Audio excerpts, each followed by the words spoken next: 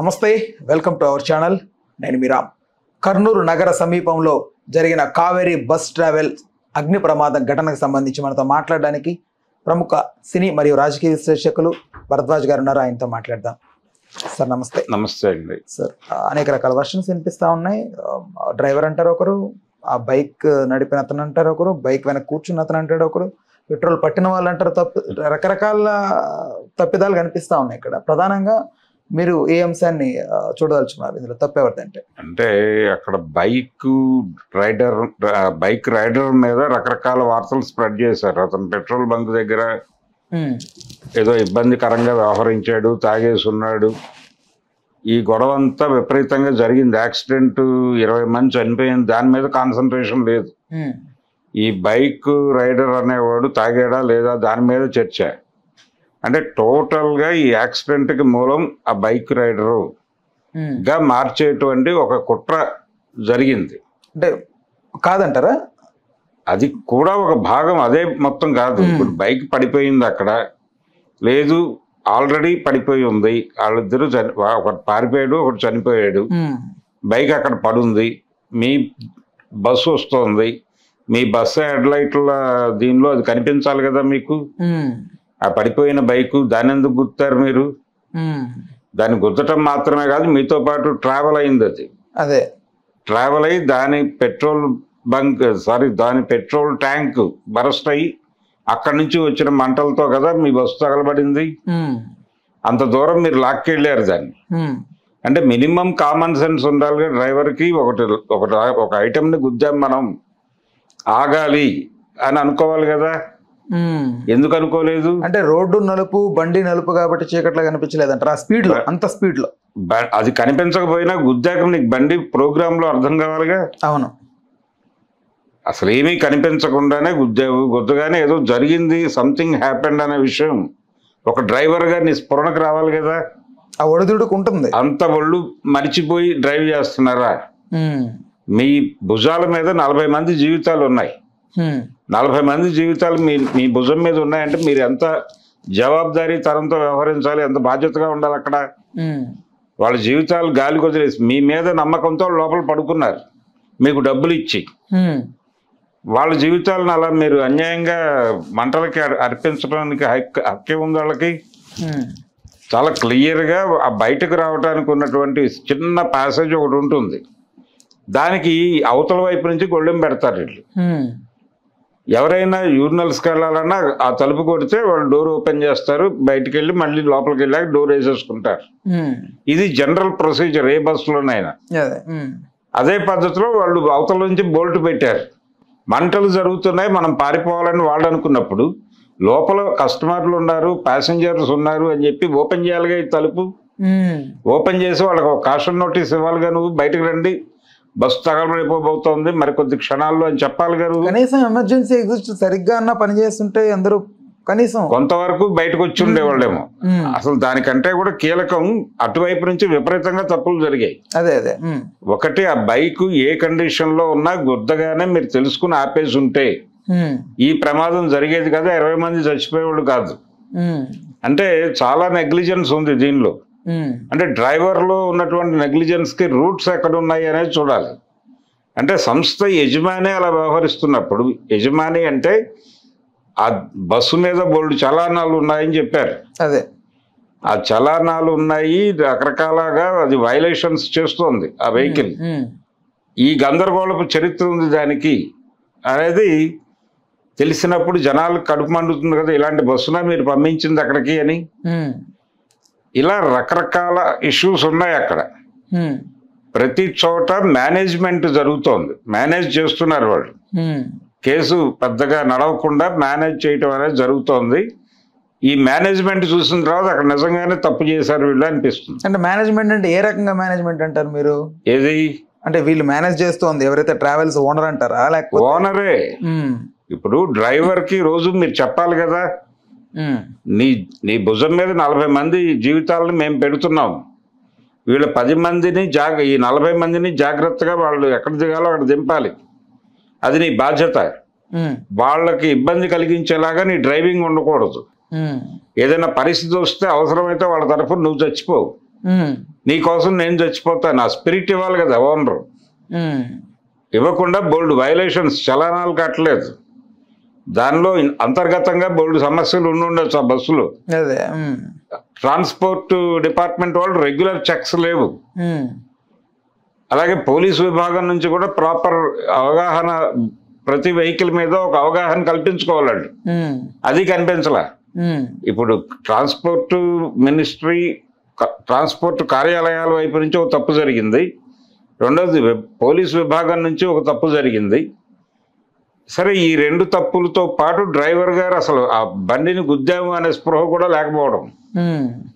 చిన్న రాయిని గుద్దితేనే బండి తాలూకా మూమెంట్ లో తేడా వస్తుంది. అది ఒక బైక్ను గుద్దినప్పుడు ఇలా కనిపించలేదు, ఓకే, గ్రాంటెడ్. బండి తగలగానే నువ్వు బండి ఆపాలిగా. అంటే ఆ స్పీడ్ లో బ్రేక్ కొంచెం, అంటే ఎలా, ఏ స్పీడ్ అయినా అంత దారుణమైన స్పీడ్ లో ఉంటాడు అని నేను అనుకోవడం లేదు ఆయన. అంటే వీళ్ళు బాగా తోలుతారు సార్ స్పీడ్, నైట్ అయితే. అవునండి, తోలుతారు. అది నాకు ఎక్స్పీరియన్స్. వీళ్ళు 1 గంట వరకు ఇక్కడిక్కడే తిరుగుతారు. 1 గంట నుంచి 4-5 లోపు వాళ్ళు డెస్టినేషన్ చేరాలనుకుంటారు. డెస్టినేషన్ కి చేరటానికి 9 గంటలు పడితే వాస్తవానికి వీళ్ళు 3 గంటల్లో ఈ 9 గంటలని ప్యాకప్ చేద్దాం అనుకుంటారు. అనుకున్నప్పుడు ఇలాంటి సంఘటనలు జరుగుతాయి, అది వేరే గొడవ. అదే, ఇదొక అంశం మాత్రమే.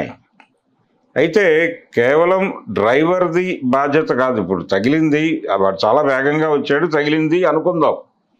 తగలగానే నువ్వు స్లో మోషన్లో అయినా బ్రేక్ వేసి ఉంటే, కొంచెం నెమ్మదిగా బండి ఆపేసి ఉంటే, అంత దూరం లాక్కెళ్లకుండా దాన్ని ఆపుంటే ఏవైనా ప్రయోజనం దక్కేదేమో కదా, ఇంతమంది చచ్చేవాళ్ళు కాదు కదా.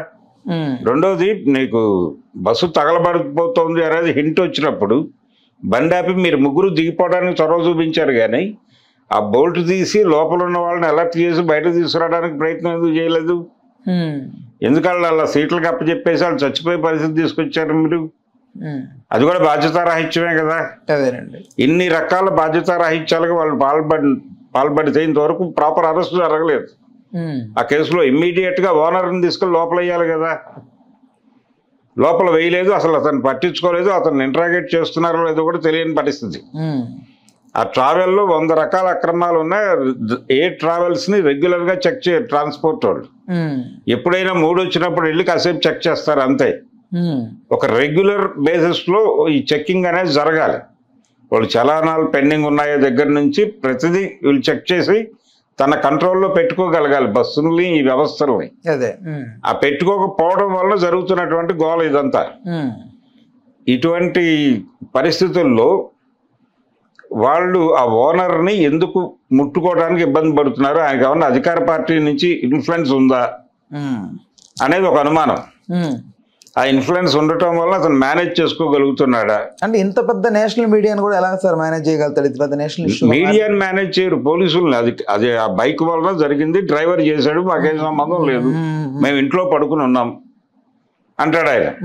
నువ్వు ఇంట్లో పడుకున్నావా, ఎక్కడ పడుకున్నప్పటికీ నీ పేరుతో ఉన్న ట్రాన్స్పోర్ట్లో జరిగిన క్రైమ్లో ఆ క్రైమ్ జరగడానికి ఆ వెహికల్ తాలూకా ఇన్ఎఫిషియన్సీ పదే పదే ప్రూవ్ అవుతున్నటువంటి ఒక వాహనాన్ని తీసుకురావడం వెనకాల జరిగినటువంటి ఇబ్బందికర పరిస్థితి ఏంటి, ఇవన్నీ చెక్ చేసుకోవాలి కదా.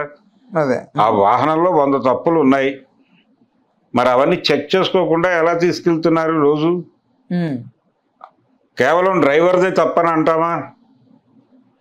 కేవలం డ్రైవర్దే తప్పు కాదు, ఆ ఓనర్ది తప్పు. కాబట్టి ఆ సంస్థకి చెందినటువంటి యజమాని ఎవరైతే ఉన్నారో అతన్ని తీసుకెళ్లి ముందు లోపల వేయాలి. సాధ్యమంటారు అది? మన డిమాండ్ అండి అది. వాళ్ళు వేస్తారా వేయరు అనేది వాళ్ళ గొడవ. అంటే చట్టంలో ఆయన ఇంటి పేరు ప్రకారం మనకు అర్థమవుతుంది అంటే ప్రస్తుతం అక్కడ రూలింగ్ పార్టీ కాస్ట్కి చెందినవాడు అయి ఉండొచ్చు. ఆయన వేమూరి అనే ఇంటి పేరు ఉంది కాబట్టి ఆంధ్రప్రదేశ్లో ప్రభుత్వాన్ని నడిపిస్తున్నటువంటి కులమునకు ఈ ఇంటి పేరు గల కులము అక్కడ కుల సంబంధం కలిసి ఉండొచ్చు, వాళ్ళకి కలిసి మేనేజ్ చేసుకుని ఉండొచ్చు. ఇది ఒక అనుమానం మాత్రమే. అదేలేండి. కాబట్టి ఏ విధంగా చూసినా మేనేజ్ చేసుకుని అతను బయట ఉంటున్నాడు, కానీ అతన్ని ఏమాత్రం వీళ్ళకి సిన్సియారిటీ ఉన్నా మేము ఆ కేసును నిష్పక్షపాతంగా విచారిస్తామని చెప్పినప్పుడు ఇమ్మీడియట్ గా అతన్ని తీసుకెళ్లి 302 కింద లోపల వేయాలి. 20 మందిని చంపినటువంటి చరిత్ర ఉంది అతనికి. ఒక మనిషి ఇద్దరు కాదు. అదేనండి. ఇప్పుడు గతంలో 93లో చిలకలూరుపేటలో బస్ దారుణం జరిగింది. 23 మంది చనిపోయారు దానిలో. ఆ ఇన్సిడెంట్కి పాల్పడినటువంటి ఇద్దరికి శిక్ష పడింది. వాళ్ళు దాదాపుగా 40 ఏళ్ల నుంచి విత్ రమేషన్ 40 years జైల్లో ఉన్నారు వాళ్ళు. అంటే దళితులకు ఒక న్యాయము, మీకు ఒక న్యాయమా? వాళ్ళు ఎందుకు 20 మందిని ఆ రోజున పౌర సమాజం వీధిలోకి వచ్చి వాళ్ళ తరఫున డిఫెన్స్ కూడా అపీర్ కాకూడదు కోర్టుల్లో అని గొడవ చేశారు. మరి ఇప్పుడు ఎందుకు గొడవ చేయట్లేదు? పౌర సమాజం రోడ్డు మీదకి వచ్చి ఆ వేమూరి అనేవాడిని అరెస్ట్ చేసి 302 కేసు పెట్టాలని ఎందుకు అడగట్లేదు? అడగాలి కదా. అదే అంటే సమాజం నుంచి కూడా బాధ్యత రాహిత్యం ఉంది. అంటే ఏం కాదు, పోతే పోయారన్న పద్ధతిలో వ్యవహరిస్తున్నారు అందరూ. ఈ పోతే పోయారు అనేది వీళ్ళ సామాజిక వర్గం, వీళ్ళ కులం నుంచి డిసైడ్ అవుతోంది. అది కూడా చాలా స్పష్టంగా కనిపిస్తోంది ఈ ఎపిసోడ్లో. అందుకని ముందు ఆ ఓనర్ని అరెస్ట్ చేయగలిగితే, అరెస్ట్ చేసి లోపల పెట్టగలిగితే వాళ్ళ ఇంటిగ్రిటీని కొంతవరకు క్వశ్చన్ చేయటం ఆగుతుంది. సో వాళ్ళ ఇంటిగ్రిటీని ప్రూవ్ చేసుకోవడానికైనా ఇమ్మీడియట్గా అతన్ని అరెస్ట్ చేయాలి. కావేరీ ట్రావెల్స్ యజమాని ఎవరైనా సరే అతన్ని లోపల పెట్టాల్సిన అవసరం ఉంది. ఆ లోపల పెట్టిన తర్వాత మీరు ప్రపంచంతో ఏం చేస్తారు ఏంటనేది అప్పుడు కూడా అప్పుడు చూసుకోవాలి. కేసు మెరిట్స్ మీద కోర్టులో డెసిషన్ జరుగుతుంది. మీరు ముందు అరెస్ట్ చేసి అతని మీద ఒక ప్రాపర్ సెక్షన్ పెట్టి లోపల వేయాలి కదా. ఎందుకు వేయట్లేదు? మీకు వచ్చిన ఇబ్బంది ఏంటి? ఎందుకు భయపడుతున్నారు? ప్రభుత్వం ఏమైనా చేస్తుందని భయపడుతున్నారా అనేది ప్రశ్న. ప్రైవేట్ ట్రావెల్స్ కి ప్రభుత్వానికి ఏమైనా సంబంధాలు ఉన్నాయనుకుంటున్నారా మీరు? ఏమంటే ఎందుకు లేవు? ప్రభుత్వం చెక్ చేయాలి కదా. ప్రైవేట్ ఆపరేటర్ అయినా ట్రాన్స్పోర్ట్ డిపార్ట్మెంట్ వాళ్ళు వచ్చి చెక్ చేయాలి కదా రోజు. అట్లానే కదా సార్. అంటే కొంచెం ప్రైవేట్ ట్రావెల్స్ ని చూసి చూడనట్టుగా, చూడనట్టుగా వ్యవహరించటం ప్రభుత్వం తప్పే. అంటే ఎందుకు అలా ఉందని నా ప్రశ్న. ఇక్కడ నుంచి ప్యాకేజీలు వెళ్తాయి కదా. ఈ ప్యాకేజీలు తీసుకున్న తర్వాత అక్కడికి వెళ్ళి వాళ్ళకి అనుకూలంగా పనిచేయాలి కదా చచ్చినట్టు. అది వాస్తవమేనా సార్? వాస్తవం కాబట్టే కదా ఎవరు పట్టించుకోవట్లేదు అక్కడ. పౌర సమాజం కూడా స్పందించని విచిత్రమైన కండిషన్ ఉంది ఇప్పుడు.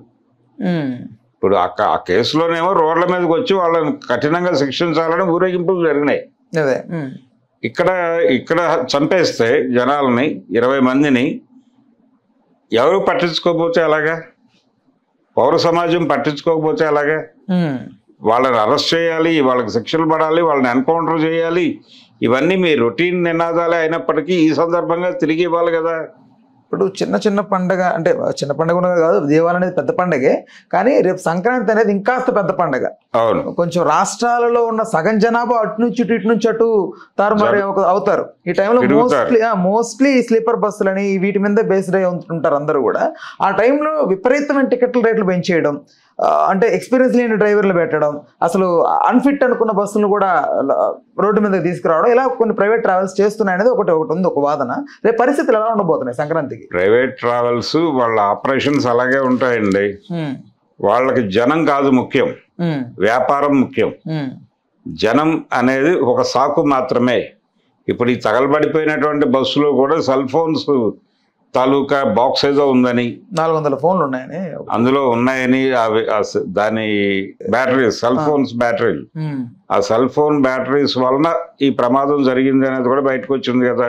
ఆ సెల్ ఫోన్స్ అక్కడ డెలివరీ ఇవ్వడం అనేది వీళ్ళ ప్రోగ్రామ్. అదే వీళ్ళు 1 గంట వరకు హైదరాబాద్ లోనే తిరుగుతారు జనాలని దానిలో పూల్ చేయటానికి. ఆ మిగిలిన 4 గంటల్లో అర్జెంటుగా అక్కడ చేరిపోవడం కోసం వెళ్ళిపోతారు. 2 డ్రైవర్లు ఉన్నారు ఆ బస్సుకి. ఒక ఆయనకి ఇబ్బంది అయినప్పుడు ఇంకొక ఆయనకి ఇవ్వాలి కదా. ఇవ్వకుండా ఒక్కడే డ్రైవ్ చేసుకుంటూ వెళ్ళిపోయి ఆ బైక్ను గుద్దేసి ఆ బైక్ను కిందకి లాగి దాని పెట్రోల్ బాక్స్ బద్దలైపోయి దీనికి అంటుకుని ఇంతమంది చనిపోతే వాళ్ళని కనీసం బయటకు రావడానికి ఆ బోల్ట్ తీయటానికి బలిపేంటి వీళ్ళకి. ఈ బతుకున్నటువంటి డ్రైవర్లకి ఆ బోల్ట్ తీసి లోపల వాళ్ళని అలర్ట్ చేయాలి కదా. మీరు గుర్తించారు బస్సు తగలబడుతోందని, మీ ప్రధాన ప్రాధాన్యత ఏదై ఉండాలి? మీ జీవితాలను కాపాడుకోవడం కాదు, ఆ లోపల ఉన్న వాళ్ళని కాపాడటం అనేది మీకు ప్రాధాన్యతగా మారాలి. మీరు ఉద్యోగులు, మీరు ఇచ్చిన భరోసా మీద వాళ్ళు లోపల పడుకున్నారు. మీరు సేఫ్టీ అన్నారు కాబట్టే పడుకున్నారు వాళ్ళు. లేదు మా బస్సు ఏ క్షణమైనా తగలబడుతుందంటే వాళ్ళు కూడా అలర్ట్గా కూర్చునే వాళ్ళు కదా. మీ ఓనరు ఆ స్టాఫ్ ఇచ్చిన భరోసా మేర కూర్చున్నారు, వాళ్ళు లోపల పడుకున్నారు. కాబట్టి వాళ్ళ చావులకి ఖచ్చితంగా ట్రావెల్సే బాధ్యత. ఆ ట్రావెల్స్ యజమాని మీద 302 పెట్టి అతన్ని లోపలేయాల్సినటువంటి అవసరం ఖచ్చితంగా ఉంది. వేసి విచారణ జరిపి కావాలంటే శిక్ష అయ్యండి లేదా కొట్టేయండి, అది వేరే గొడవ. ముందైతే అతను అరెస్ట్ చేసి ప్రాసిక్యూషన్లో కోర్టులో నిలబెట్టాలి. అలా నిలబెట్టకుండా మేనేజ్ చేసి ఆ బైక్ వాడిది తప్పు, ఇంకొకటి తప్పు, డ్రైవర్ది తప్పు ఇలా ప్రూవ్ చేసేసి కేసును పక్కదారి పట్టించి నీరు గార్చడం కోసం ప్రయత్నాలు జరుగుతున్నాయనేది వాస్తవం ఈ ఎపిసోడ్లో. కాబట్టి దానికి వ్యతిరేకంగా ప్రజా సంఘాలు నిలబడి సీరియస్గా గవర్నమెంట్ మీద ఒక ఫైట్ ఇవ్వాల్సినటువంటి అవసరం అయితే ఉంది. ప్రభుత్వ విభాగాల వైఫల్యం వల్ల జరిగినటువంటి ఇన్సిడెంట్ అది చాలా స్పష్టంగా. దాన్ని అర్థం చేయించి నిరసన తెలియజేయాల్సిన అవసరం అయితే పౌర సమాజానికి ఉంది. మరి వాళ్ళు ఈ వీడియో చూసి ఏమైనా స్పందిస్తారేమో. హలో, తెలుగు రాజ్యం ఛానల్ చూస్తున్నారా? సామాజిక రాజకీయ జీవన చిత్రణే తెలుగు రాజ్యం. అతిశయోక్తులు అసత్యాలు ఉండవు. రాజకీయ కోణం కాదు, ప్రజా కోణమే కొలబద్ద.